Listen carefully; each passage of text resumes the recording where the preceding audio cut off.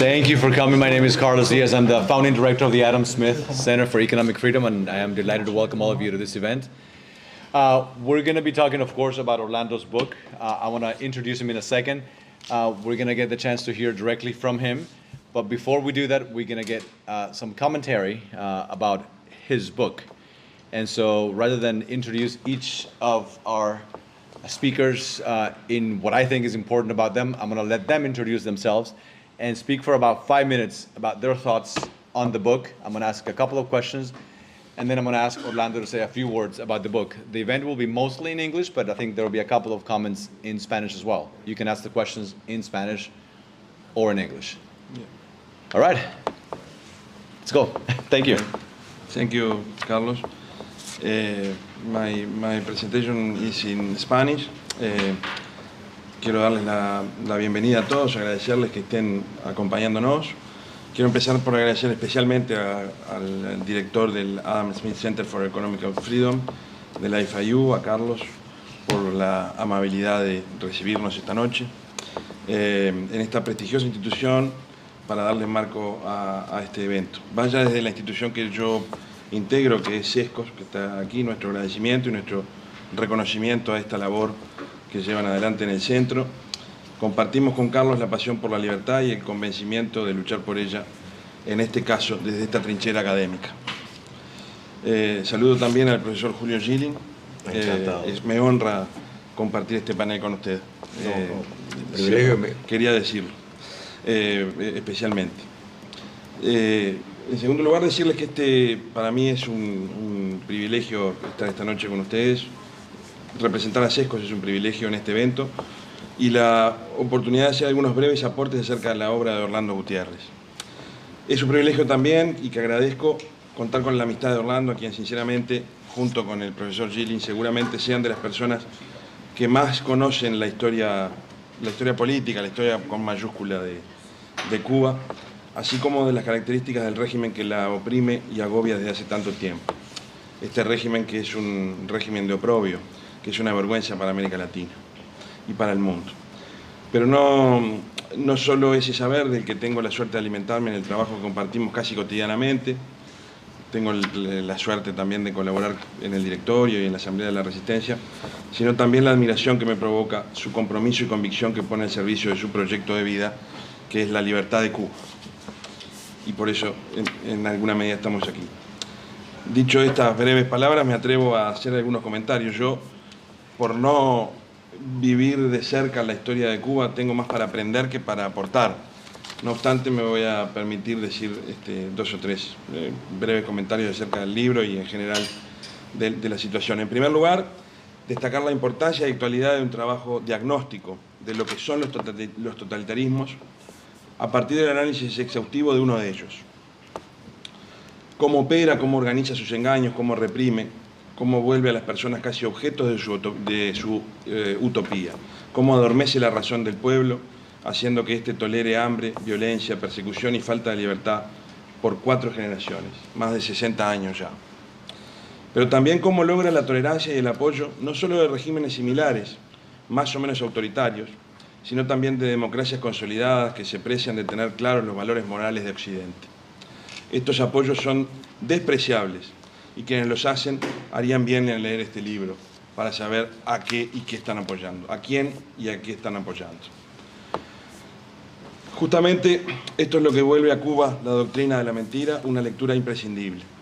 En momentos donde Occidente vive una tentación autoritaria peligrosamente extendida en medio de una creciente crispación social y una insatisfacción que se manifiesta desde la escasez que muchos pueblos, en particular de América Latina, viven, pero también desde la abundancia, en otros casos, un recordatorio de lo que esa tentación autoritaria puede provocar, no a partir de historias anteriores, sino a partir de vivencias cotidianas y que suceden a la vista de nuestros ojos, tiene una importancia vital en este momento. Cuba no sucedió, sigue sucediendo todos los días y nos debería avergonzar todos los días. En segundo lugar, para quienes hemos tenido la dicha de vivir en libertad toda nuestra vida, como saben algunos que me conocen, yo vengo de Uruguay, recientemente me he afincado aquí, una de las democracias más sólidas del continente, por suerte, En este momento, como dije, estoy afincado aquí en esta tierra que ha sido siempre la luz de la libertad y oportunidades de y para Occidente en su conjunto. Nos es difícil muchas veces entender la magnitud del ahogo que provoca no tener libertad. Esa dificultad de entendimiento se expresa incluso en ámbitos académicos, incluso en esta misma casa, donde se comete o se cometió la temeridad de llamar privilegiados a quienes dolorosamente han tenido que escapar de una tiranía infame en busca de libertad, dejando todo atrás, incluso la propia vida en muchos casos. Como si la búsqueda de la libertad fuera la búsqueda de un privilegio. La libertad es inherente al ser humano y es un derecho de todos. Quienes desesperadamente dejan todo atrás para recuperarla, no buscan privilegios, buscan libertad, ni más ni menos. Esa libertad que hemos tenido siempre en estas tierras y con las que se construye todo lo demás de la vida humana. La pérdida de esas libertades básicas que describe Cuba, la doctrina de la mentira. Así que para nosotros, pero también para ellos, es imprescindible la lectura de este libro.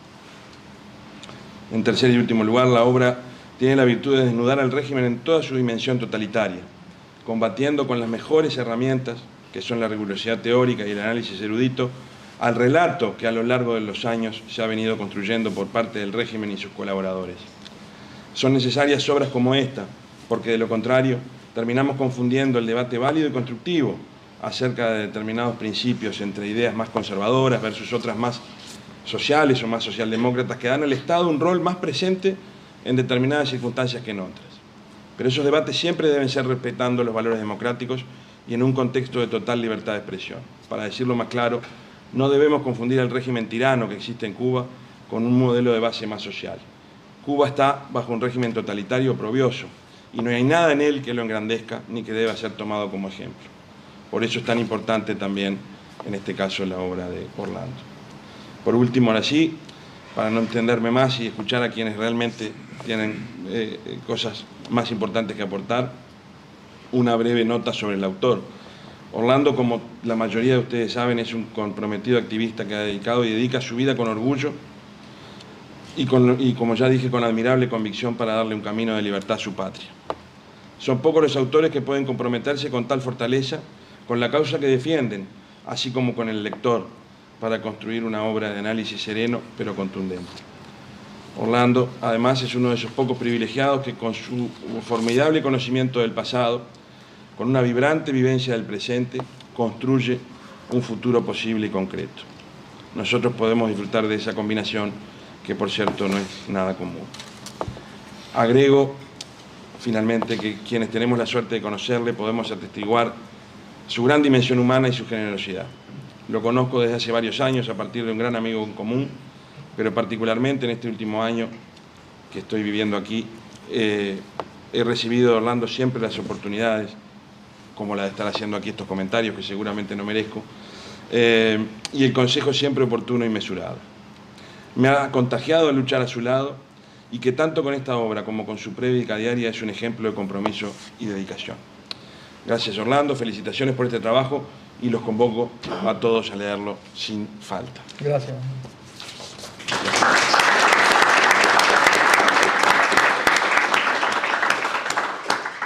Julio. Yo voy a hablar en inglés, pero primero quiero dar las gracias. Mira, el placer es todo mío. Instituciones como CESCO dan fortaleza y desmienten esa noción que los cubanos por muchos años dijimos estamos solos. Y realmente personas como tú están en una posición y en una trinchera valiosísima y se te agradece enormemente la lucha que llevas a cabo. Muchas gracias. All right, I'm going to switch to English. It's a pleasure to be here for many reasons. FIU is our alma mater. Even though Orlando also went to UM, I know he has a special place for FIU. We took classes together, political science classes together. But actually, we know each other from before then. We know each other from a Cuban Freedom Youth Woodstock, which was the formation of what later came to be el directorio.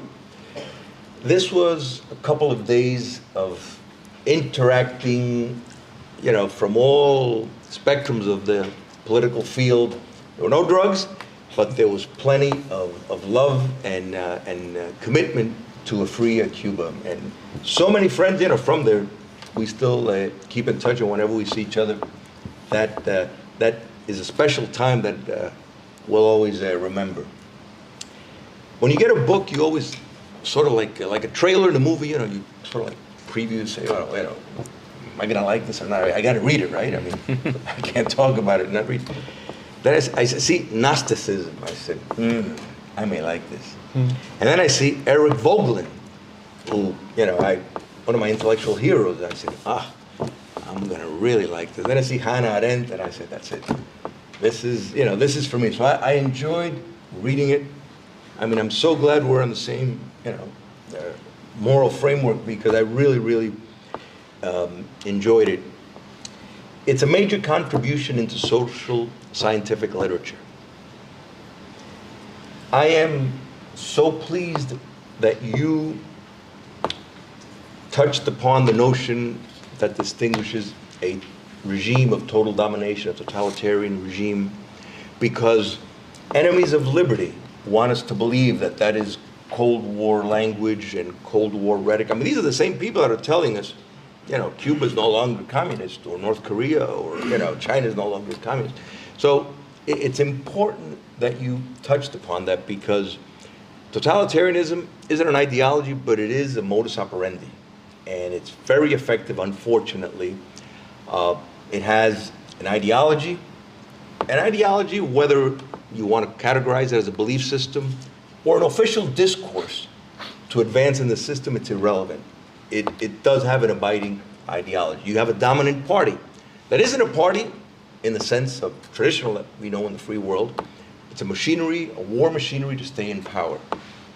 And there's control of the media, of economic activity, and all the social institutions, which means that there's a parallel civil society that's not really civil society, it's a fake civil society. And all this depends upon fabrications and falsehoods.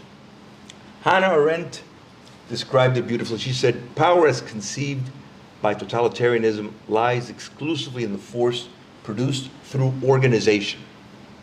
In other words, nothing happens by chance. I mean, when you see a system that is operating and is able to stay in power for 64 years, like in the Cuban case, this hasn't happened, out of hap chance. There's been a structural organization that, unfortunately, and I'm so glad Orlando touched upon this, would not be possible if it were not for the complicity of the West, whether that be overt, tacit, or by ignorance or naivety. But that organization of political power and society contains among its ingredients mass mobilization. In other words, the ability of the regime to mobilize the masses, to give the impression, because this is part of the sideshow, it's part of the big lie, that this is all spontaneous activity. In other words, that this is the people responding because they need to give the impression constantly. This is like a constant theatrics. They need to give the impression that they have the support of the people. So they go in a public forum and they utilize all of the state's resources to do that. I mean, we saw this in the, we always see it, but it was so evident in the Cuban July 11th uprising, where they mobilized, you had these terror groups disguised as civilians, used to repress the people, and this is how they operate. Now, why would they do that? Well, Iran does the same thing, China does the same thing. They do this because they want to give the impression that this is the people against a small sector, which is, it was totally, obviously not the case in July 11th. But Juan Linz, Alfred Stepan, political scientists have argued about the importance of mass mobilization in regimes of totalitarian structures. The notion of a counterculture, which breeds like a totalitarian culture, requires a whole host of mechanisms that, Orlando puts it very, very, easy to understand. And I'm glad he wrote it that way. probably instead of how I'm explaining it, and that is that you need lies based on the past, based on the present, and based on the future. It's all a Potemkin village that's designed for the inner population to believe that they're invincible, but also, and probably more to the fact, the outside world, to give an image of what they are not.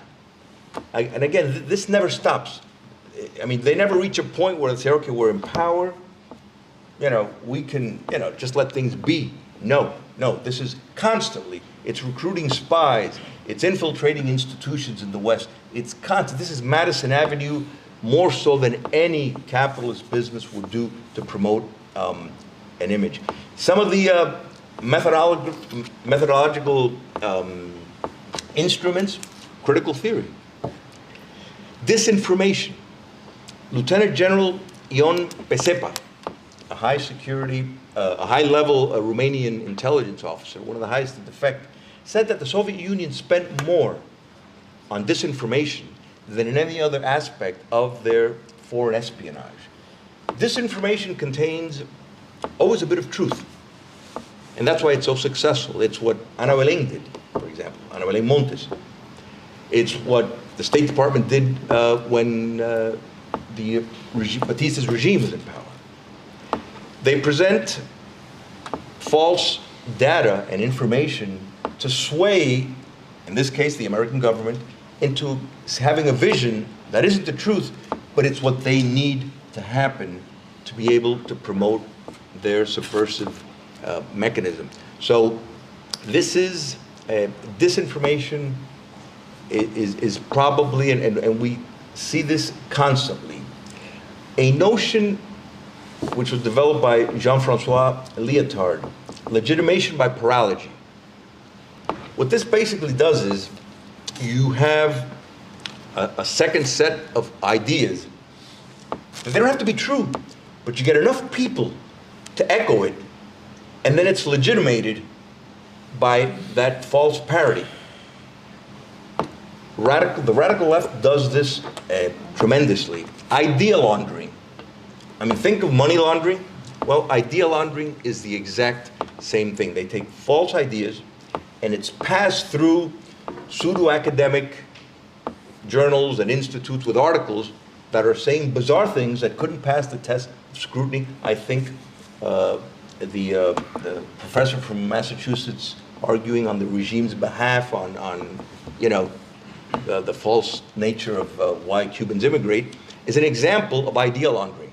She's taking totally false facts, false information. She's not substantiating her work, yet it has acceptability from peers. Well, that's idea laundering in action.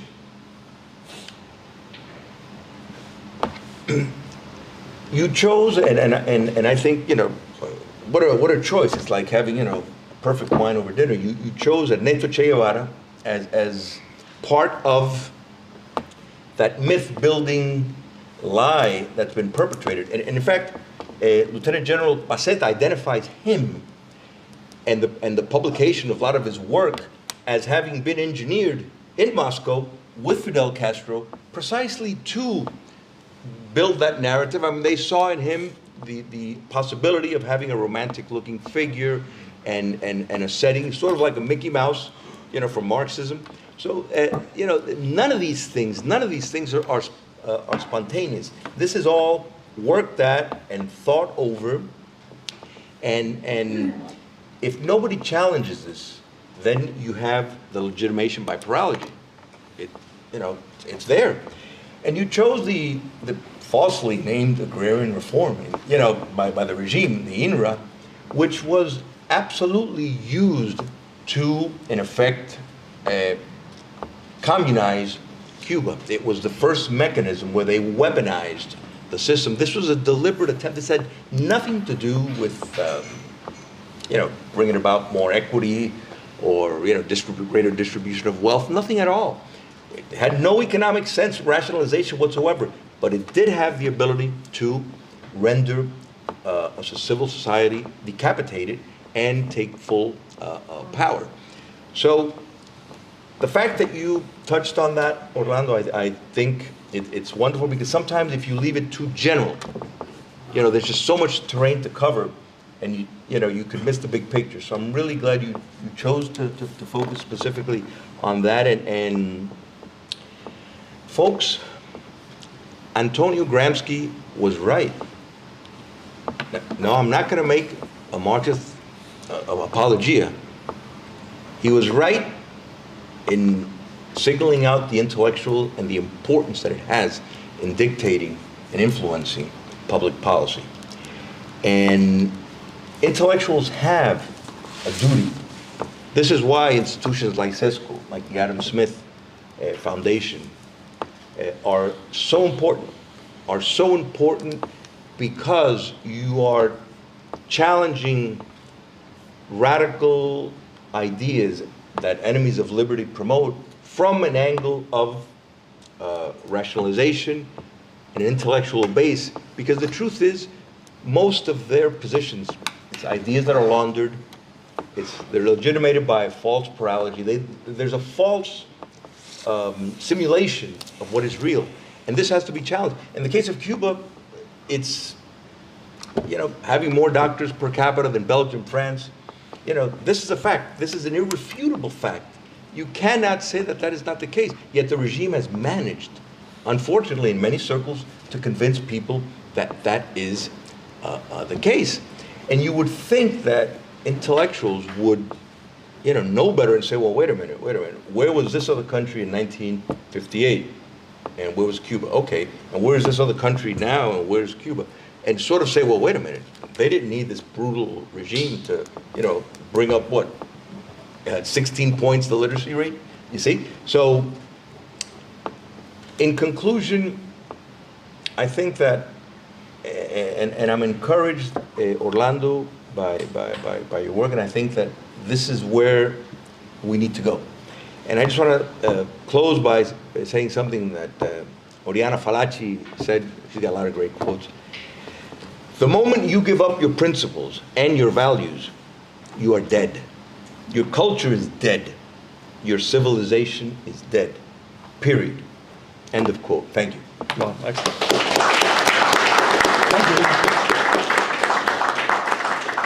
Thank you, Julio. I want to ask each one of you a different question, but before we do that, I want to let the author give some initial reflections about his book.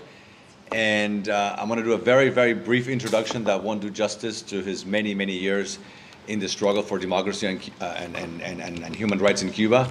But I do want to highlight a couple of important aspects about him. Of course, born in Havana, Cuba.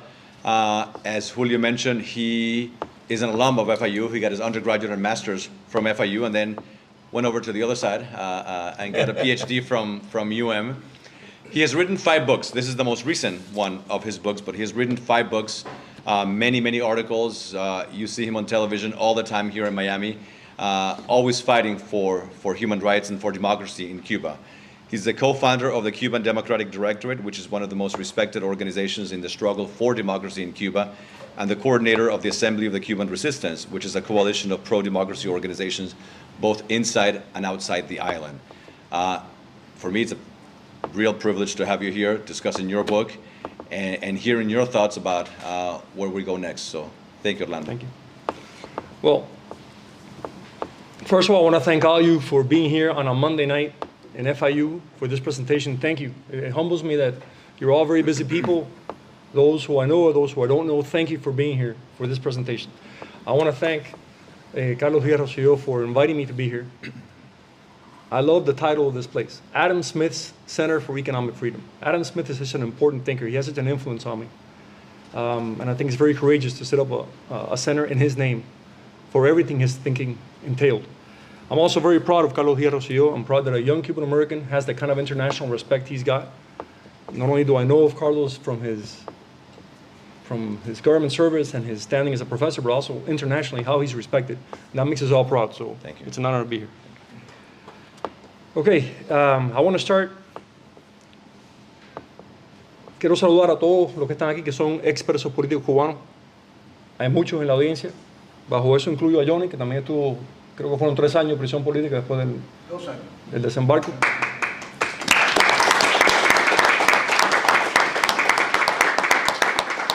Y quiero reconocer la presencia de 2 personas que quiero mucho, Mario Miren de la Peña. Su hijo Mario fue asesinado por el régimen comunista de Cuba en 1996 y está presente con nosotros todos los días. Así que gracias por estar aquí. Okay, now I'm going into English. When I began in this university, it seems to me like yesterday. To everybody here, it seems like a long time ago. 1984.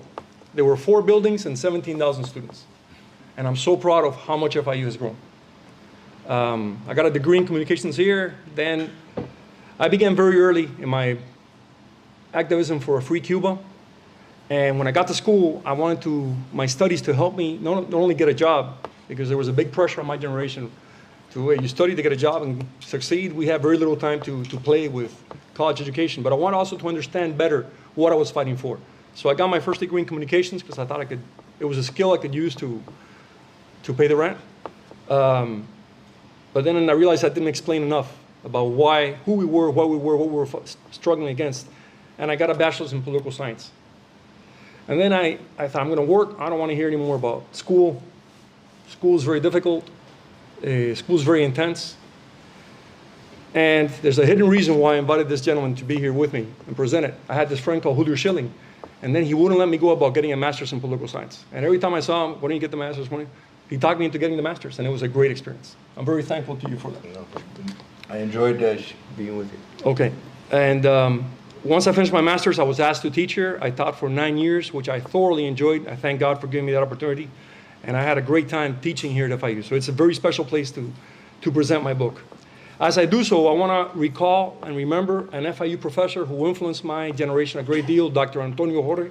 He passed by a few years ago. He passed away a few years ago, not passed by. And he was brilliant, and his classes were incredible.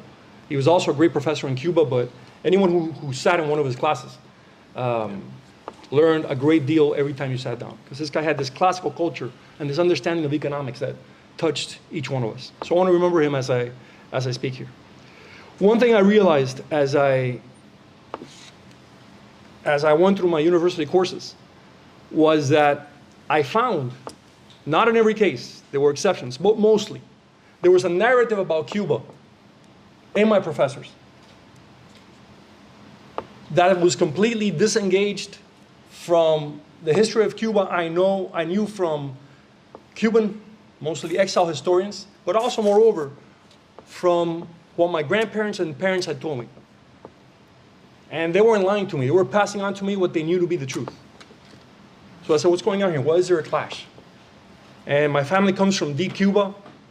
When I say deep Cuba, I mean towns you've never heard of before, both in Oriente and in Pinal del Rio. And they've been in Cuba for a long time, and they had a living memory of the American occupation, of the War of Independence, of what happened.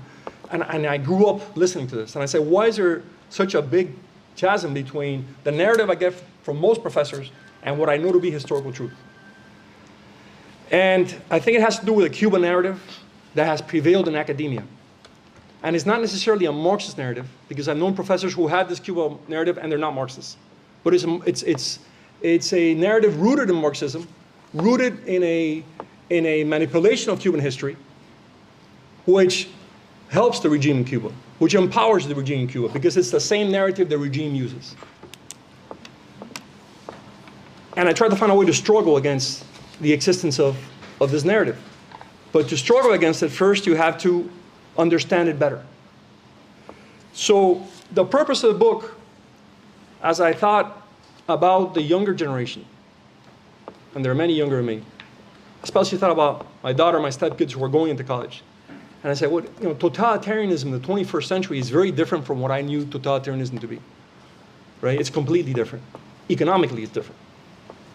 Right? China is a communist state which has successfully used capitalism to become a world power. That is the truth. Right? Russia can no longer be called a communist economy, although they appear to be going back into that direction. But it's still either a heavily authoritarian or totalitarian state. So how do you explain totalitarianism to new generations who have grown up after the Cold War, who have grown up after somebody decided that totalitarianism was over because the Cold War had ended, which is another misconception. It has continued. And I said the best way to do so is to try and understand totalitarianism spiritually and psychologically, because that's an enduring part of human nature. That's transcendent. And totalitarianism has historically experimented with different economic systems. Lenin himself experimented with capitalism under something called the New Economic Program, which was the blueprint for what later on Deng Xiaoping did in China, but far more profoundly. But also because I think there are aspects of totalitarianism, the most important aspects that have to do with the moral and spiritual condition of humans. It's been grossly attributed to Marx that he said the economy ran everything. That's not exactly what he said. But what communists from Lenin on fully understood is that you dominate a society through control of its moral system. And I think Adam Smith's very important because Adam Smith, before he wrote The Wealth of Nations, what he wrote, The Theory of Moral Sentiments. That book impressed me so much. And he explained how morality, how the moral system is the basis of society. So totalitarianism is an effect to distort, control, manipulate what I believe to be the natural moral sense in human beings. And I think the first chapter is dedicated to that exploration of what totalitarianism is as an enduring phenomenon or as a virus. I think it's what I call an ontological virus. It's a parasite that affects knowledge and affects the most important kind of knowledge, which is moral knowledge. And at the basis of totalitarianism lies something called, another discovery I made, polylogism. I didn't discover it. Von Mises had discovered it. Hayek had written extensively on it, which is that for totalitarians, there's no truth and there's no lie. There's a power relationship. And whoever dominates and has power dominates language. Orwell makes a similar assertion in 1984. Probably Hobbes was the first one to say, power is what determines language. Power imposes definitions. And this view of what truth is and this view of what lies are, I think, leads to two types of personalities that totalitarian states generate. One I will call the Gnostic. And there's a great Austrian-American professor, Eric Vogelin, who's become, I discovered him very late in life. And I got to tell the story. I was 40 years old. I was a professor in FIU, and I knew everything. It was an incredible moment in my life. I thought I knew everything. And then I met a brother of Johnny called Amado Ayol, a brother in arms. And Amado Ayol made me realize I didn't know anything about Vogelin. I had been turning the pages without understanding what this man was saying. And I began to study and try and reconceptualize what I understood about political science. So Vogelin says that totalitarianism is a modern religion. It's a worship of the state, which has its root in the Gnostic movement of the Middle Ages, which was a movement that neglected, that rejected the transcendent nature of man and emphasized that paradise would be achieved, it could be achieved on the earth itself. They call it the emancipation of the eschaton. It's a famous phrase by Vogelin. In other words, that human beings could recreate their own nature and their own world. That is the basic belief of many totalitarian leaders. Leon Trotsky. Trotsky famously wrote that he wanted to complete creation, that creation had been imperfect, right? There's a really good book called The Frankenstein novel. It's about this. It's about the anarchist idea, the socialist idea that humans could generate a new kind of human, right? And Mary Shelley realized from very early on the kind of horror this would produce. When you're watching Frankenstein, it's a political allegory about what a new human being created by human beings, what the monstrosity that would be. But I realized that totalitarian states not only generate Gnostics, and not only do Gnostics generate the totalitarian state, there's also another kind of figure, which is the sophist. And you remember who the sophists were. The sophists were the famous Greek teachers who taught that truth did not exist, that everything lay in the manipulation of words. There were many virtuous things about them, but they had this belief in the power of words. And the sophist is one who's maybe doesn't believe in utopia, maybe doesn't believe in recreating the world and recreating reality, but they're very much aware of where power lies and how power can be used to create a political basis that is enduring. The sophists eventually killed Socrates through a very complex process we all know. So I said, in the case of Cuba, who's the Gnostic, who's the sophist? And I became convinced Ernesto Guevara was the Gnostic and Fidel Castro was the sophist. They both borrowed from each other.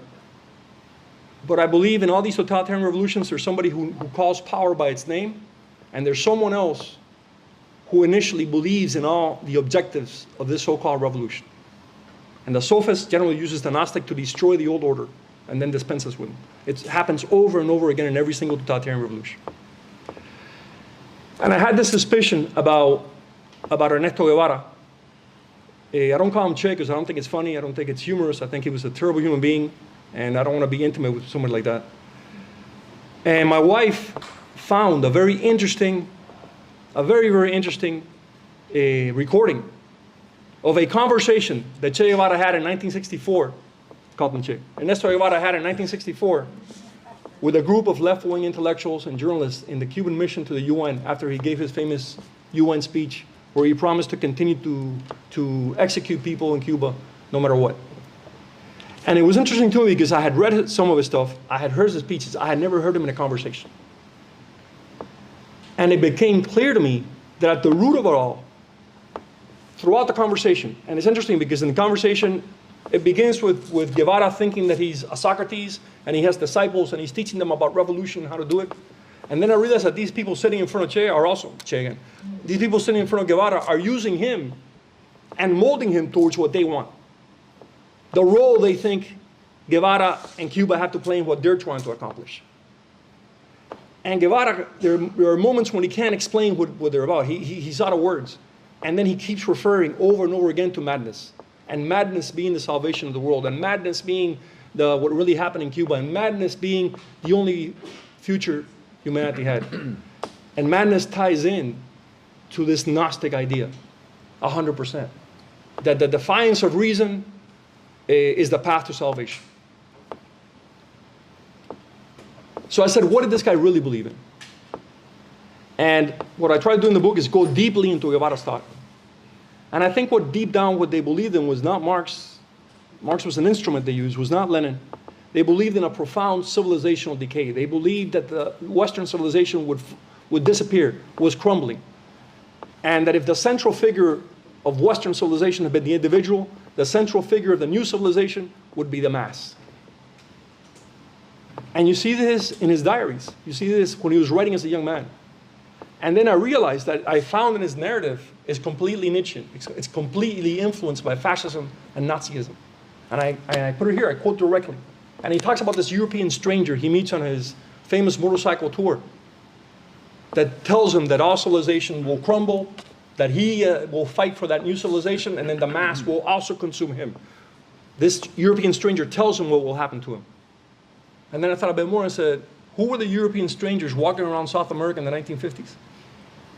Who were Guevara says, the European stranger who came from persecution and came from the fleeing from dogma, who had gone through violence. Who were those people? The Nazis. There were 30,000 Nazis in South America in the 1950s, especially Argentina, Bolivia, Paraguay. I am convinced that Che Guevara ran into these Nazis, and they greatly influenced his view, because in his mind, Nazism, Marxism are different types of socialism. They're different types of ideologies that will replace the classical Western individual who will crumble, who will fall apart. That civilization is dying. He's convinced of this. So this idea is deep-seated in them. So was he fighting for a better Cuba? No. He was fighting, as he clearly states, to create a platform from which to attack the United States and to destroy the great bastion of that Western civilization. So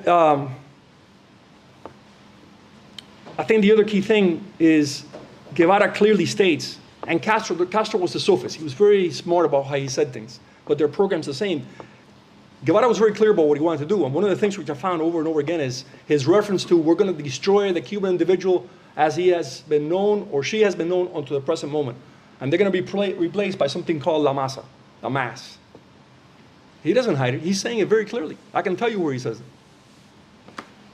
And then when he describes the mass, and he describes, I urge you to read Man and Socialism in Cuba. Read how Ernesto Guevara describes a Fidel Castro speech.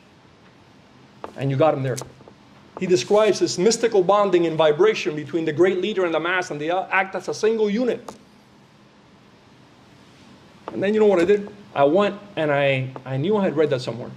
So I went and I found a description of a Hitler speech. And it's almost the same words. So let's be clear, when people put the Che Guevara on their, what they're putting on their chest. The kind of evil that was inside that mind. Did they use Marxism to make it more palatable? Yeah, they did. But there was no love there for your fellow human being. There's no love there for Cuba. There's no love there for a better. There's this vision of civilizational destruction and a new civilization coming that will win because of force and numbers. How did they create totalitarianism? How did they really structure it? And I think I found the answer in the agrarian reform. I won't go into everything here, but I think the regime used agrarian reform as the excuse to create the National Institute for Agrarian Reform and something else called Acopio. And those two institutions were where Castro began to create the totalitarian state. He couldn't do it at first because he had to be part of a coalition government where there were democratic forces participating, but then he was creating this here, this totalitarian state that eventually usurped all the institutions. And lastly, you also have to understand this when I began to study it. From 1954 on, the Soviet Union was slowly democratizing. Khrushchev had revealed Stalin's crimes. The 1956 invasion of Hungary had completely shamed communism internationally. It was the Soviet Union was in a state of moral bankruptcy. And along comes the Cuban Revolution, its imagery very well constructed, and it's seen as this group of young idealists who are creating a new democratic order. And the revolution in Cuba, this new totalitarian state, renews the face of the Soviet Union before the rest of the world, especially the third world. But we have to understand Fidel Castro, Guevara, they were critical of what was going on in the Soviet Union. It's not that they longed for Stalin. They longed for that kind of state, and they weren't hiding it. They see Khrushchev as somebody who's going too much in the direction of the U.S. And I think they insist on a confrontation with the United States for their own reasons, but also to force the Soviet Union into a more radical stance. And I think the documents that were revealed last month about the secret conversations between Raul Castro and Nikita Khrushchev in 1960 in Moscow, they clearly indicate everything I put in the book without having seen that. So there's a really sinister goal, overarching international goal in this regime. And also, it's quick alliance with totalitarianism wherever they could find it. I urge you to read the transcript of the conversation between Mao Zedong and Ernesto Guevara. I've been brainwashed. In Beijing in 1960. And read these two psychopaths talking about the future of nations. And frankly, in the transcript, Mao seems to be a lot saner than Guevara. When you read this. Guevara didn't have the power Mao had. But when you realize what these people say, and there's a part where I have to mention before finishing, and so you understand what happened in Cuba. What happened in Cuba was an international occupation disguised as a national revolution. And there's a part at the beginning where Mao says, Dr. Guevara, your entire delegation is not Cuban. You're all from different Latin American countries. There's only one Cuban among you. Don't you think the Cuban people will mind this? And Guevara responds, no, we're all internationalists, we're all Cubans, because there are no Cubans in the meeting with Mao. It didn't matter. They weren't creating a Cuban state. They were creating a communist state, a totalitarian state. And if they had to ally themselves with totalitarianism from the right or the left, it didn't matter. It was to create a platform to attack the US and subordinate the Cuban people. I found that these destructive and parasitic ideas, this ontological virus, inevitably affects the life of a nation. It kills nations. And I think, again, you go to the agrarian reform and what happened with Cuban food production from 1959 onward. By 1959, Cuba had achieved, with all the political problems, it had achieved two impressive things. 70% of Cuban farmers had some kind of land under their possession. Even Guevara admits this. He says Cuban farmers have land. Right? It's the only Latin American country that had that high of a percentage of control of land by farmers. Number two, by 1955, I think it's 1955, 56, Cuba 85% of what Cubans ate came from Cuba. That's a major accomplishment for a country that's developing. Carlos is the expert on development here. Cubans fed themselves and then they exported food. Today, Cuba imports 85% of what it eats from the United States and Canada. The Cuban countryside was ravaged by Castro's so-called agrarian reform. The country lost the ability to feed itself. Why did they do that? And the more I read, the more I become convinced it was programmatic. I found a great book by Manuel Artime, a historic, one of the leaders of the brigade, where he said everything that was going to happen. He was part of the agrarian reform. He saw what they were doing. He said, it's going to become a very hungry nation. Was reform needed in the Cuban countryside? Yes. They needed roads, needed doctors, needed schools. Did you need to take away the freedom of all Cubans to do that? No, no one thought that. But I think that what they did was they wanted to control Cuban agriculture, to control the cities. Castro was very much aware. Castro wasn't sure of the support he had in the cities. Remember, there were 3 million people in Oriente by 1959 in eastern Cuba, and the rebel army didn't have 1,000 fighters. Right? Maybe they had 10,000 other fighters still. The majority of people in Oriente did not join that effort. And he was very afraid of the cities because there had been no major demonstration, no major strikes in support of what he was trying to do. That doesn't mean that Batista had support. It just means that a lot of Cubans were unsure about this man yet. So he was very much aware of the fact that he needed to control the countryside, to control the cities, to crush the middle class. And I found the speech where he's telling the middle class exactly what he's going to do to them. Cuba had one of the largest middle classes in Latin America. And Castro knew he had to crush that middle class. So I think the importance of this book, whatever it may contribute, is to understand what's happening now in our country, what's happening in the US, what's happening in Europe, what's happening in Latin America. I think totalitarian ideas are parasitic ideas. They're highly destructive. They come from a twisted view of human nature. And nowhere where they have been implemented has there been a better order created. It's always led to a downward spiral for people. So I apologize for extending myself. Thank you for the opportunity, and that's my presentation. Thank you very much.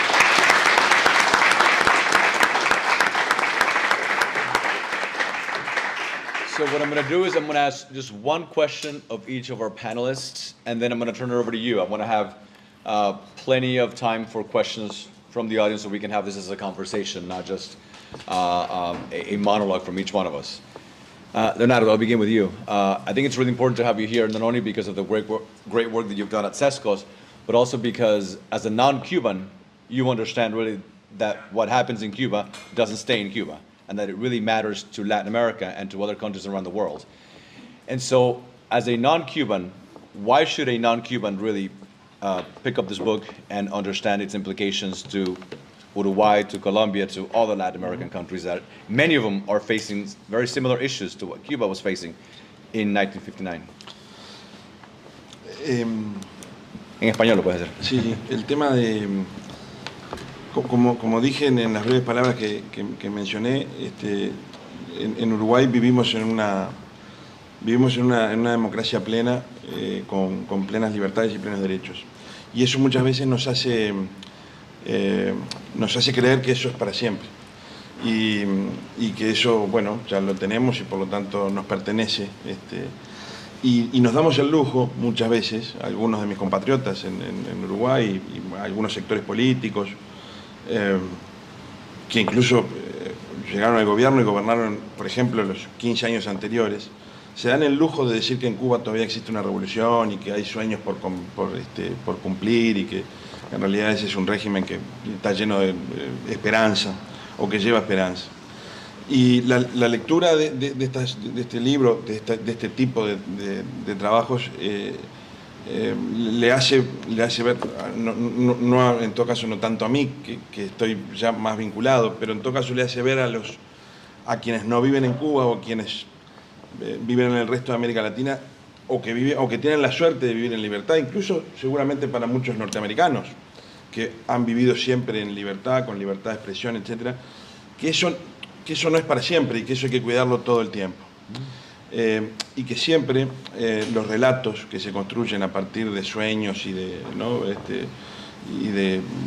grandes promesas de un hombre feliz o un hombre nuevo, lo que fuera que prometen este tipo de regímenes totalitarios, hay que leerlos con cuidado y hay que estudiarlos con cuidado para no cometer el error, para no creer ese discurso y para no cometer el error de tentarse con este tipo de régimen. Yo creo que este tipo de obras, la de Orlando, pero todas las que vayan en este sentido, tienen ese valor para quienes no somos cubanos y para quienes, pero sobre todo y más que nada, para quienes tenemos la suerte de vivir en libertad. Por eso yo lo mencionaba, cuanto más en libertad vivamos, más tenemos que saber estas cosas para evitar que nos pase. Así es. And that's one of the reasons why, just a parenthesis, why the center is about to launch a roadshow, if you will, with the help of Frank, who's over here. We call it Freedom Matters. We want to take this idea to different parts of Latin America to show that, again, what happens in Cuba doesn't stay in Cuba, and Cuba is really the head of this monster that has spread throughout the hemisphere. So our goal is to take this story and show it, not in Miami. It's very important to talk about it in Miami, but we often only talk about it to people who already agree with us. Take it to different capitals throughout the world so that people realize that what happened in Cuba could very well happen, and it's happening already, in different parts of the hemisphere. Julio, you said something I think is incredibly important. You talked about policy, and I care deeply about that connection between theory and practice, and you mentioned public policy. From your perspective, if you're a policymaker, whether it's at the National Security Council or in the State Department, what policy lessons do you think we can learn from this book so that we don't make the mistakes that I think we've been making in the United States for far too long? Not just in the case of Cuba, but in other Latin American countries. If you had to highlight a couple of policy implications that are evident from the book. It's not a policy book, but I think it has important policy implications. What would those be? Yeah, Carlos, I want to first begin, if I may, with the idea that you just mentioned about doing a traveling a freedom tour. It is so important because you cannot explain what's happened in Chile, in Bolivia, in Colombia, in Peru without the Cuban dictatorship. Yep. It would not have happened. Cuban intelligence is responsible for the mobilization, for the finance of all this. It's done with drug money. It's done with outside rogue actors like the Iranian regime, like China, like Syria. So, you cannot, if anybody thinks they're safe, they know nothing about geopolitics. And it's ironic that Communist Cuba has done this since 1959, yet they did not have a success story. Why? Because they were challenged head on by force, and they were defeated. They had Nicaragua, you had Grenada, you had Chile, all these were overturned. Yet since the fall of Soviet communism, and Orlando touched upon this in his book, the emphasis of the West won the Cold War and they lost the peace because they emphasized on the economy as if this was an economic problem, and it wasn't. It was a moral problem. It was a problem a systemic problem, and the West did not capitalize on that. So the fact that you're going to take this on is crucial. Partners like Leonardo are fundamental, and I think you're going to find a lot more receptive people now because they're feeling it. It's not just, hey, these crazy Cubans are telling us that everybody's a communist. Now, they're saying, hey, we got them in our backyard, so it's important. Now, what would I do? Well, if I was in the State Department, I'd have an exorcism and basically, get out, because the State Department has been one of the pillars of evil infiltration by the Soviet Union and by, in this case, because Communist Cuba has sort of assumed the role of the Soviet Union in the Western Hemisphere, using Venezuela's oil, drug money. They're using everybody else's money to sort of give the orders, and in essence, they rescued a face of communism, which mutated into a different model. The Chinese, remember 6 months before or 5 months before the Berlin Wall, you had the Tiananmen Square massacre, which sort of consolidated the China model. You can have a Leninist state with a hybrid, capitalist system and state capitalist system, and that's been functioning unfortunately well in China, Vietnam, Laos.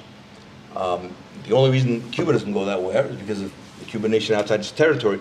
But I think unfortunately, and again, Orlando touches on this in his book, the West has lost the focus with the fall of communism because of the fact that you have a model that simulates being democratic because they have voting sessions which are totally rigged, they're controlled.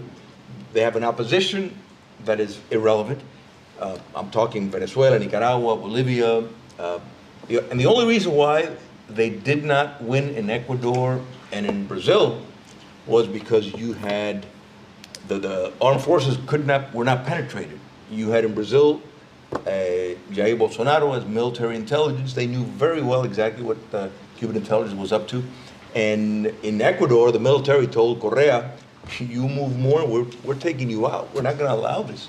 So I think that, unfortunately, Carlos, there isn't, I don't see a will at this point. That's not to say that at some moment there could be. I think the drug trafficking is crucial. It impacts U.S. national security. I think that's where they need to look at. They need to say, this is obvious. I mean, if drug deaths are the major cause of death for American males between the age of 18 and 45, and it's coming through the southern border, you don't have to be a brain scientist to understand that they've got to be taken out. But the moral argument, and I think Orlando dedicates a lot of time to that, is crucial.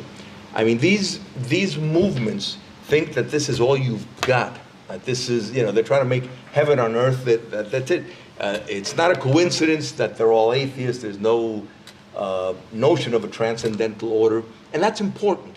That's important because if you want to have a democratic system, you need to have a virtuous society. You need to have a citizenry that sort of behaves decent. And these regimes, because of the counterculture, promote totally the opposite, which means that systems bring out the best and worst of people. But this is why, and I'll close, and I hope I've answered your question. It's important because public opinion is moved by work such as this and by confronting individuals that are really pseudo intellectuals that are just pulling the line for totalitarian regimes, other despotic entities that need to be confronted with the facts, because that's you don't have to be a great debater to really. You just have to have the will and not be afraid of, well, will I be ostracized? Will they, will such department just throw me out and put me in a back corner? No, you've got to make an investment and have the will. Otherwise, like Oriana Falaci said, we're dead.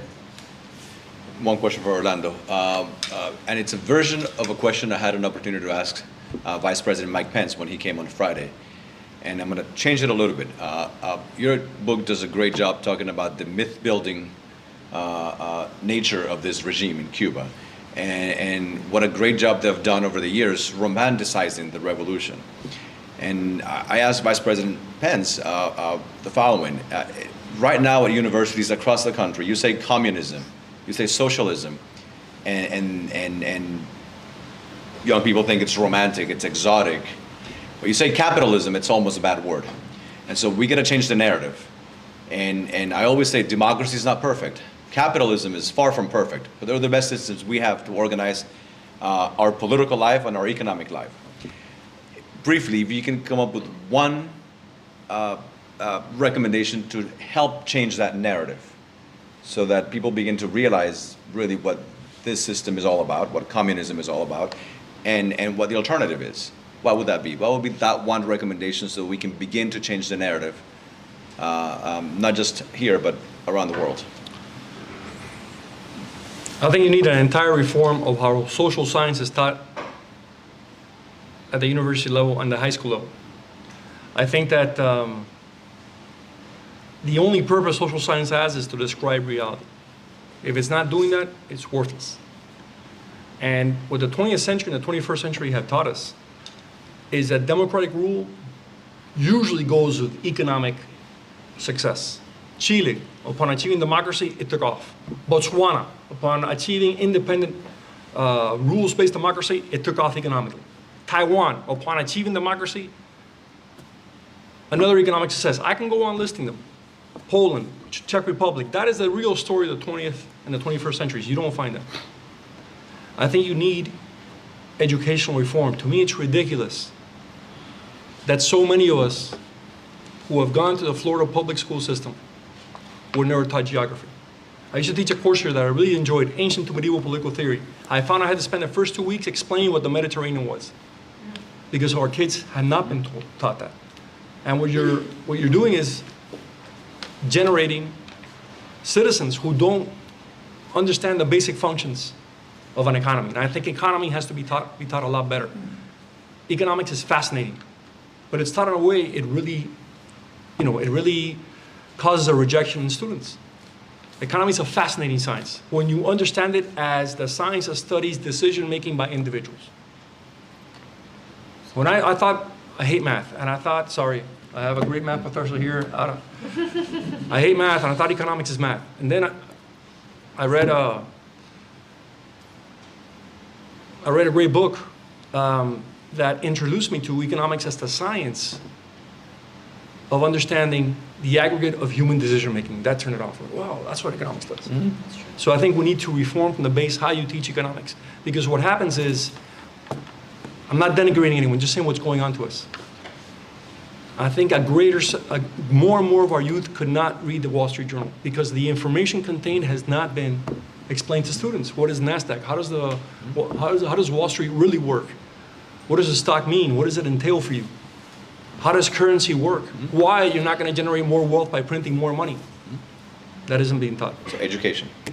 So I think my basic policy would be, one, education, and two, that our private sector has to put a lot more resources into explain to the rest of the country why it's profitable for all of us. And why it works. I want to say something very briefly in Spanish. Yo también escribí este libro como parte de un esfuerzo para contribuir a que los cubanos puedan recuperar su propia historia. La nación cubana la despojaron de su historia bajo este régimen. A los cubanos le han alimentado una historia que no es la historia de Cuba. Es una historia que justifica la presencia de una tiranía totalitaria en Cuba. Y el ignorar nuestra propia historia nos conduce a perder la fe en nosotros mismos como individuos y como ciudadanos. Y hay una historia tan importante que contar sobre Cuba. El milagro económico cubano de 1902 a 1959. Esos primeros 20 años brillantes que tuvo la República de crecimiento económico e igualdad social. Las dos cosas ocurrieron. Me enteré de eso porque uno comienza a investigar, porque la narrativa comunista también ha infiltrado nuestra fila. Y la visión de la República también ha infiltrado nuestra fila. La fila de los que queremos libertad. Y si no tenemos una comprensión completa, cabal, de la historia de Cuba, entonces Cuba no va a poder recuperar su soberanía. Y creo que espero con este libro hacer una contribución a esa reconquista de la historia de Cuba por parte de los cubanos. All right. We got a button.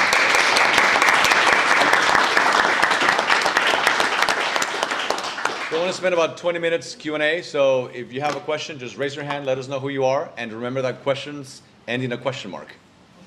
Yes? Since I was born in Cuba, I would like to give you something that you can hang your hat on since you're a student. Castro decided, let's freeze all rents.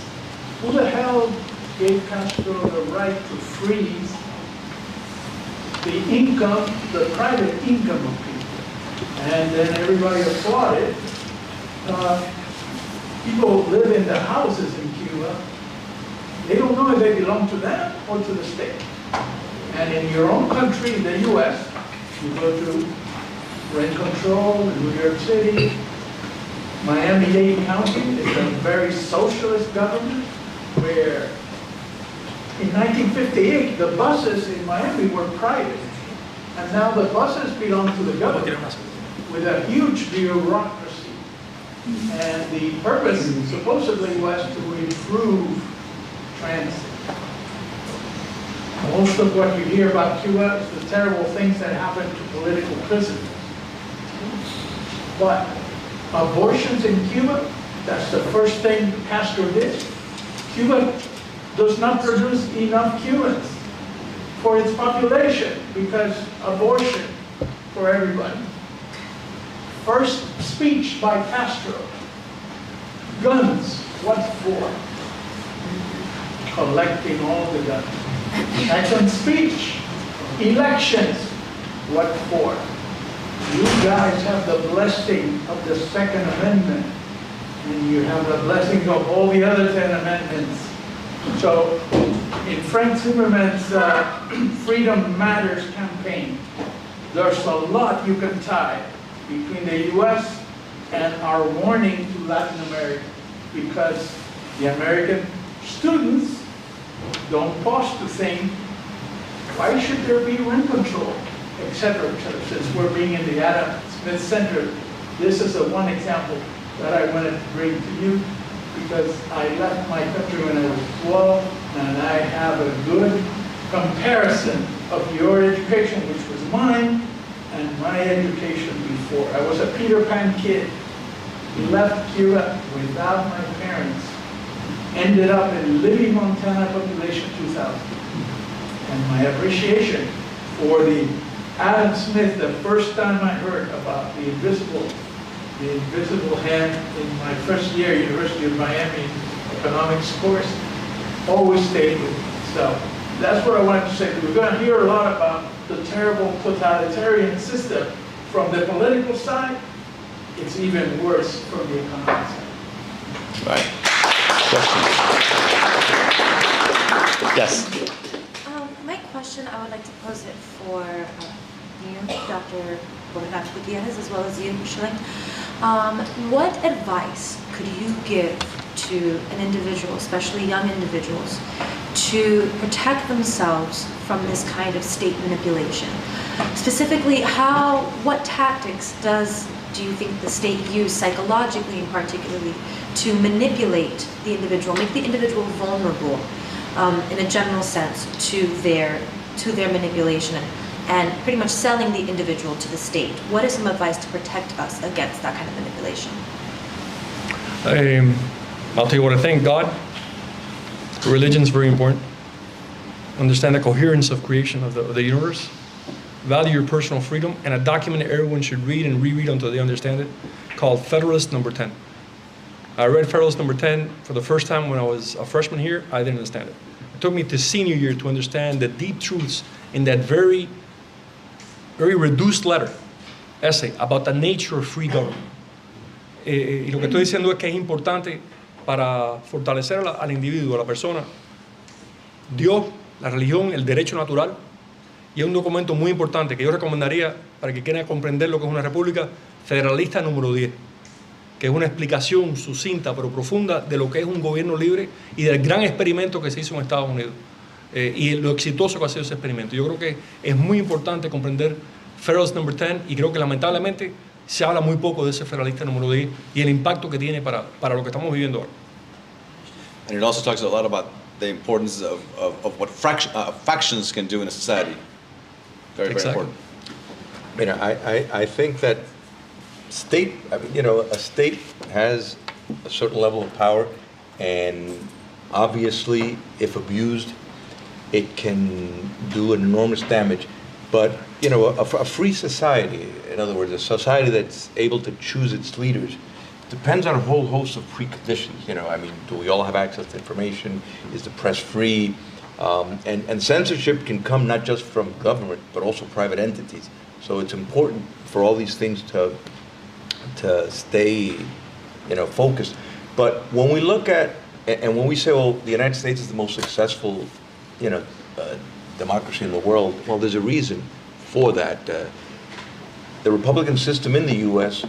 was biblically based. In other words, there was an understanding that in the concept of original sin, in the sense that humans are imperfect. So if humans are imperfect, then imagine humans with power in a government. Boy, that can be dangerous. So what do? You need to develop a system that's going to limit power in the government, which is why you have checks and balances, which is why you have separation of powers, which you have a private sector that is supposedly balancing all these actors out because of the dangers of that absolute. But the underlying notion, it really is the belief in a transcendental order, the belief that as imperfect as we are in this life, we must behave decently, otherwise the system is not gonna work. And I think this needs to be re-emphasized on an educational level from the civic classes, because democracy and the Republican system can't be taken for granted. And I think that is enormously dangerous, because you can keep voting until eventually you'll vote in demagogues that will think for you, because society can't be trusted anymore. So it is the path to an authoritarian system. And I think even here in the U.S., we see private entities censor speech, censor thought, not just in social media, but on the internet. This is terribly dangerous. Absolutely. Terribly dangerous, because it distorts reality. In other words, if our founding fathers had believed, well, if I put in a little machine, what is this? I'm going to get the view, the ideological view of whoever owns that system. I mean, I think we have to reinvent the system to what we're living at now, and liberty and the defense of liberty is, a priority. Otherwise, we will cease to be a free society. And when you say Republican system, you're not speaking of the Republican Party, but No, you're exactly. the actual Republican Exactly. of respecting Republicans. Right. I mean, the U.S. is a constitutional republic that exercises democracy. Not the Greek stuff, that direct democracy, which is a myth. Total. Understood. Thank you. Any other questions? Yeah, back there. So, thank you for the presentation. It was excellent.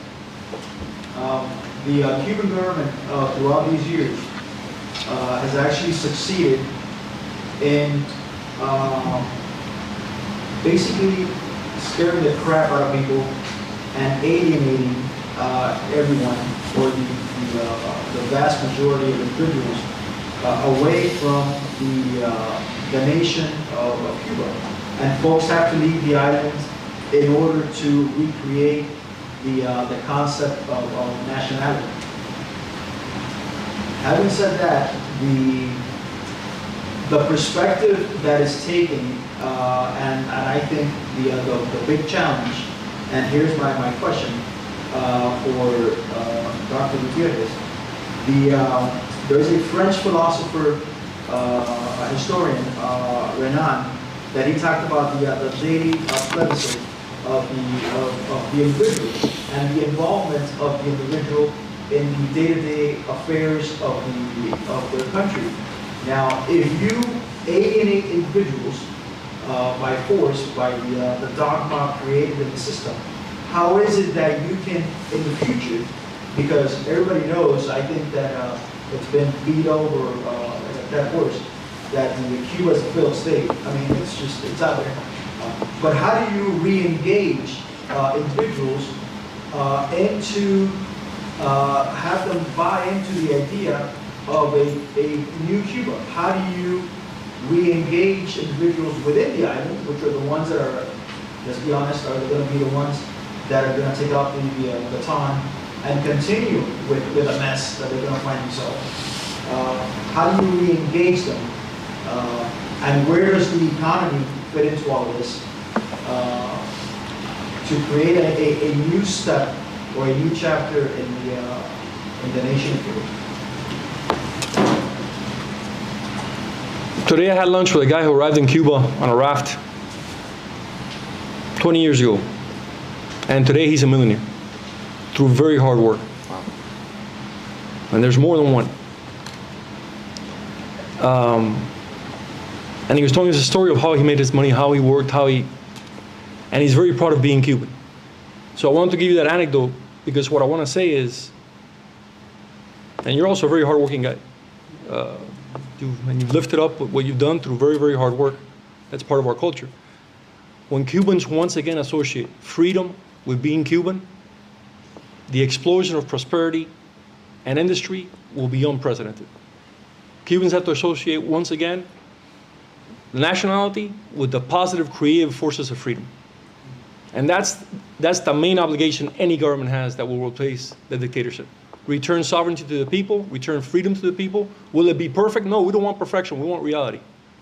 But if you have a rules-based, transparent order where people know what can happen tomorrow and the power of the state is limited and people can organize and work and what they do regains value once again, Cubans have shown all over the world what they can do when they live in their freedom. And Cuban exile colonies throughout the world, communities are successful. Cuba is the place where Cubans are unsuccessful because their nature is stifled.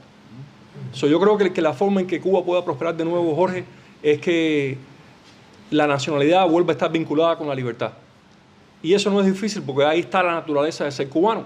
Está en nuestra historia fundamentalmente, medularmente. El régimen no ha podido arrancar a José Martí la historia de Cuba porque desaparece Cuba, se le quita a José Martí o a Varela o a las guerras de independencia. ¿Y por qué fue todo ese movimiento? Por la libertad personal. Martí wasn't a nationalist. He wasn't a statist. He wanted personal freedom. In fact, you read Martí, you read Maceo. Antonio Maceo would have been a trustee here at the Adam Smith Center for Economic Freedom.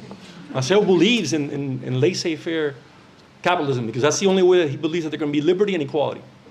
If people can really build and have prior property and grow. That's understudied. We have to understand and learn that. By the way, the other day I learned that Antonio Maceo's grandson and great-grandson were part of Brigade 2506 at the Bay of Pigs. I wish more people knew that because that tells you a lot about what happened. The only other thing I want to add, and it's very quick, I taught world history for a long time. It's a field I really enjoy. Every major civilization reaches a point in its development where it requires a great effort to maintain a civilization, a great daily effort.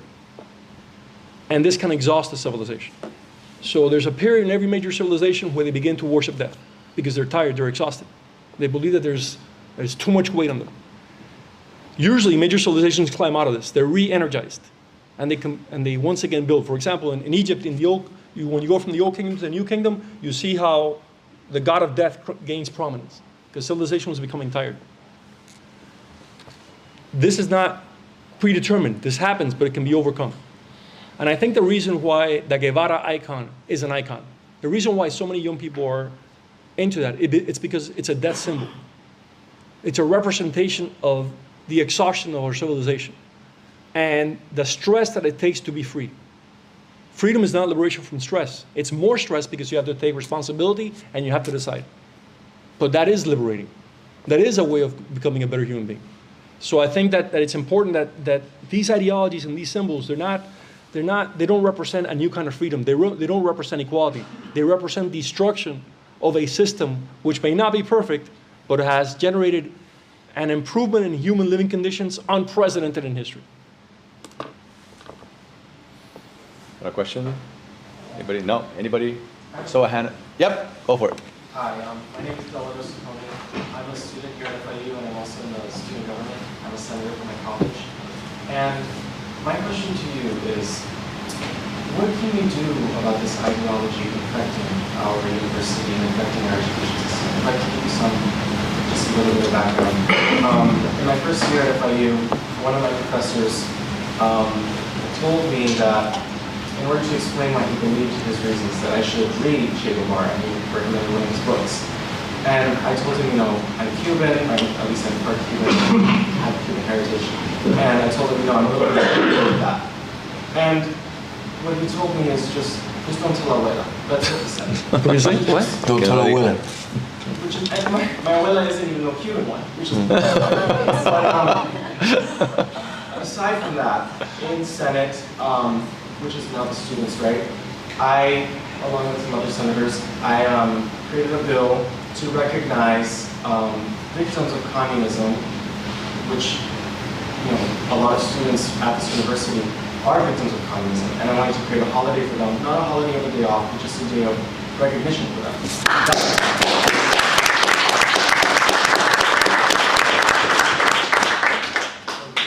That bill passed only by a slim margin. I think that it was 18 in favor, 14 not in favor. So, some people like to say communism is here at our doorstep, but I don't think it's at our doorstep. I think it's in our house. It's an infection in our walls. So, what do we do about that? What can I do about that? Okay, first of all, congratulations on sponsoring that. I think think the reason the professor said, don't tell abuela, is because he knows that our grandparents, great-grandparents, and parents gave us truth. The Cuban family is a fundamental unit in our culture. It's based on love and it's based on truth. Usually parents don't lie to their kids and grandparents don't lie to their grandchildren. That we seek truth. I'm very glad my grandparents told me truth. I mean, my grandmother, when she told me, there was stuff she told me that said, I thought this woman knows nothing about history and politics. I know everything. She's a piano teacher, and what can she know? The older I grow, the more I see how smart my grandmother was, and the truth she knew because she lived it. She saw it. For example, she told me the American occupation of Cuba was highly successful. I said, that can't be. Even though I'm anti-Castro, the imperialist, no, it was highly successful. The U.S. did a great job of nation building in Cuba between 1898 and 1902. So where do you start? I think that, number one, stand your ground. Stand your ground for what you know is true. But that requires you doing your own research and your own reading. They want you to read Ernesto Guevara, read him critically. One thing I found reading this guy, Guevara, how he despised what he found in Cuba. When he's going from eastern Cuba to central Cuba, Castro sends him, and they bribe their way there, no major military feat. As he's going there, he can't explain Cuban wealth. He can't explain the prosperity he finds. So he has all these things. Well, you know, in this country you have so many radio stations and TV stations, but there's poverty back in eastern Cuba. And in this country, all these individuals in the cities, you live like very selfishly, but a new man will emerge. He can't explain why Cuba is so prosperous and what he's seen in South America is so poor. And he can't explain it because he doesn't know Cuban history. Right? So he has to be read critically. And how wrong this man was about so many things. But not only that he was wrong, he was willing to kill without critically examining his own points of view. He was willing to put a bullet in somebody's head and to order executions without any kind of mercy based on something he should have been challenging. And let me tell you something more about the guy. He wasn't honest. I found a speech by Guevara where he says, of course, we can't debate capitalism because capitalism has people who debate very well for capitalism. It wouldn't be in power if it had these good debaters. So our fundamental premises about why capitalism must be overthrown cannot be debated.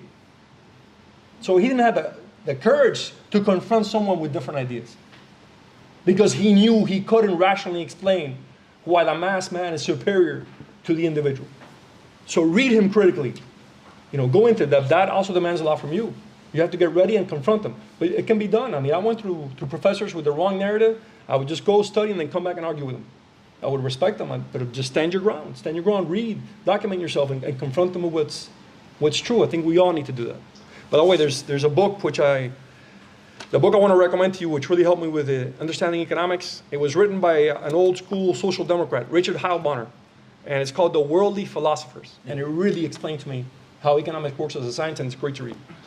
Can I just? Absolutely, yeah. I just want to add to some, you know, and really, you make us proud, to be honest with you. You've got to understand that there were a lot of bad men, and I see men in the generic sense, like Paulo Freire, for example, the Brazilian Marxist, since the 1970s, precisely worked on making sure that universities had a whole host of grievance studies that added nothing to knowledge, because it adds absolutely nothing to knowledge. But it does seek to make propagandists out of students, to make them agents of change. You had the Fabian socialists before them that also understood the importance of manipulating education. So I think, you know, you're going to have a bigger burden in the sense that your teachers are going to probably be more strict, but you'll become better for it because you'll be more prepared for debate. This is a fight. I think at the state level, a lot of the people that contribute to universities like this or private universities need to read the curriculum. They have a right to know what their dollars are going to, and if they're funding projects that are adding nothing to knowledge, that to the contrary, they're promoting ignorance. They're promoting stupidity, because a lot of these grievance studies do not add anything. In fact, you mentioned geography. You know, they probably wouldn't even know where the Mississippi River is. So they're wasting money on such and such studies, you know, Chicano studies, whatever. What does that add? What does that really add to your understanding of the world? No, it'll make you a good political activist maybe, but it won't add anything. So, you're doing the right thing. And again, I think states should be, state officials should look at the curriculum more critically and see what citizenry are we going to have if we're teaching them these classes. And if I can just add, you're doing two things that are exactly what you need to be doing. One, speaking out. You're speaking out forcefully. But number two, you run for office, right? You're a senator. You're not just speaking up, but you're actually doing something by saying that you want to make a difference by running, and that's critical because too many people complain but don't do anything about it. In my opinion, if you don't do something about it, you have no right to complain. And so you're doing exactly what you need to be doing. One thing where I'll differ with Julio, it's okay to do Chicano studies, Puerto Rican studies, Cuban studies, whatever you want to study, but do it critically. From many different points of view to understand how it emerges. If that's what you're interested in, do it. But do it critically. Don't accept ideology. I think that's what Julio is making a very good point. Ideology cannot replace truth. So you want to study the history of Chicanos in the U.S., fine. Go to all different points of views. Mm-hmm. If the ancient Greeks could do it without the internet, we can do it even better with the internet. All right. We do one more question right here. Hi, my name is Victoria Torzamonte. I'm a student here at FIU. First of all, thank you so much for coming and presenting this to us. And secondly, Dr. Gutierrez, do you have any other recommendations for us? Like any other books or articles that you'd like to I love books, so that's a dangerous question. Okay, there's a book they've disappeared from most professors. Dario Moreno's an exception here in FIU. It's a critical book that will help you understand Castroism. It wasn't written by a Cuban. It was written by Theodore Draper, who was a former communist who wrote one of the best histories of American communism. And he also wrote some of the best histories of the early Israel. He was one of the theorists of the Israeli intelligence, eventually. He wrote a very important book called Castroism. In 1964, the guy got Castroism. Many humans already had Castroism. He got it. He understood what it was. And I highly recommend you look for it. It can be found. It's a very thin book, but he nailed it. He knew what Castro represented because he immersed himself in Cuban history. And he said, oh, Castro's this, And I highly recommend you. If I'm going to recommend a book, I recommend Castroism by Theodore Draper in English. There's a lot of other books I could recommend in Spanish. There's another book I want to recommend. And I forget that title right now. Maybe Julio remembers. It's by a professor from this university, Salazar Carrillo. I'm sure you know it too. It's an economist. He did an empirical study. It's great, yeah. Of the Cuban economy before 1959. Him and another economist, with tables, with statistics, with data, and the information you get from it is amazing. I forget the title of the book. Economic Takeoff, something like that. Something like economic. I recommend it. Jorge Salazar Carrillo. If you're willing, well, maybe we can work out is we donate some copies of that book to the Adam Smith Center. You can get it here, because I think it's a fantastic book. Thank you. I highly recommend it. It really influenced what I wrote, because there you see the numbers. There you see what happened. All right. All right. So we'll have one concluding question. Wow. Two. All right. Wow. It's one here, and then Elias. I don't really have a question. I just have a comment. A comment. For Okay. The title of the book, I believe it's called Cuba from Economic Takeoff to That one. Collapse. That's Okay. it. Yeah. Cuba from economic takeoff to collapse. We'll donate you some copies. Now. All right. You have a question? So, okay, we have two. One, and then the student right here. Go. Go, and then she'll ask. My question is, you're right. Then you write a book about your opinion about this situation created for the brother Castro in the communist system they create. And then what you write is for the people of Cuba later on realize the critical system about that situation of the communist system. Now, my question is this. Which is your idea or your opinion to end up that situation in Cuba? Okay, I think it's a great question. About how to take a book and that's the point and start another society. That's a great question.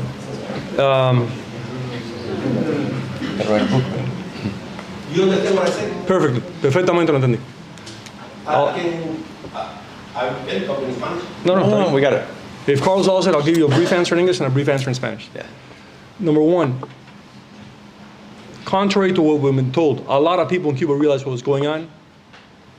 One thing that they've tried to erase from Cuban history is the massive uprising of farmers mostly throughout Cuba, but especially in the Central Mountains, to try and stop communism.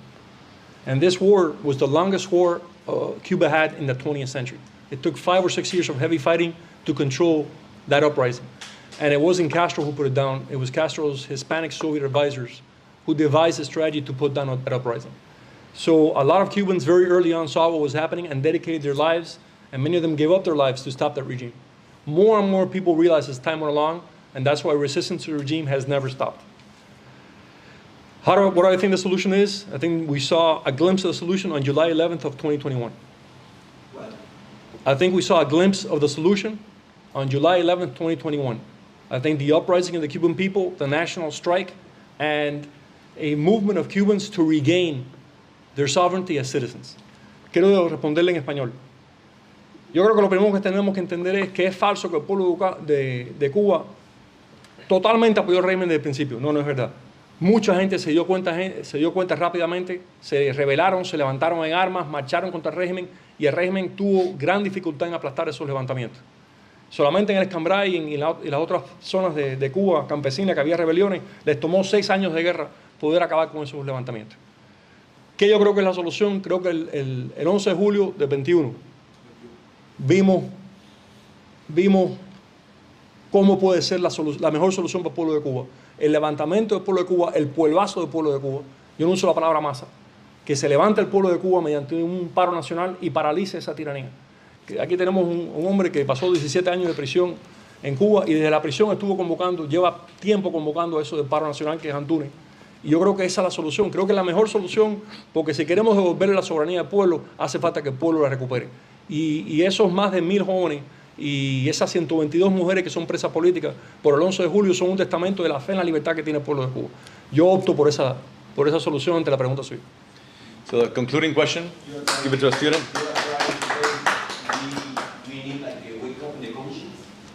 Yo creo que es una excelente pregunta. Creo que lo que vimos en Cuba el 11 de julio, a pesar de que personas como la doctora Einstein digan que fue una reacción a la pandemia, lo que vimos en Cuba, de un punto a otro de la isla, fue un pueblo gritando patria y vida y libertad.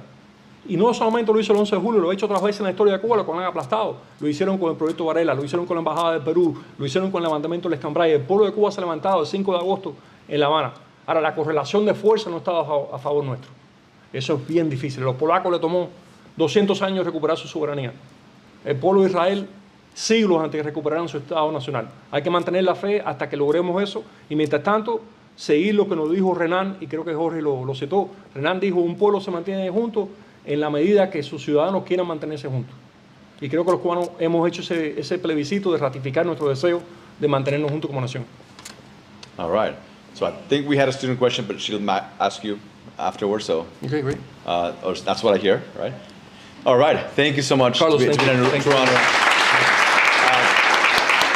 Just as a note about Orlando, how committed he is. Of course, you see him on television in Miami all the time, but we were invited to a conference in Uruguay, and I was talking about education. He was talking about freedom in Cuba. We then saw each other again the following month in Mexico. Yeah. I was talking about nearshoring and U.S. foreign policy. He was talking about Cuban democracy. So he's committed to doing this day in, day out, in Miami, outside Miami, all over the world. So your commitment is real, and it's very much appreciated and very much needed. So thank you. No, thank you. Thank you.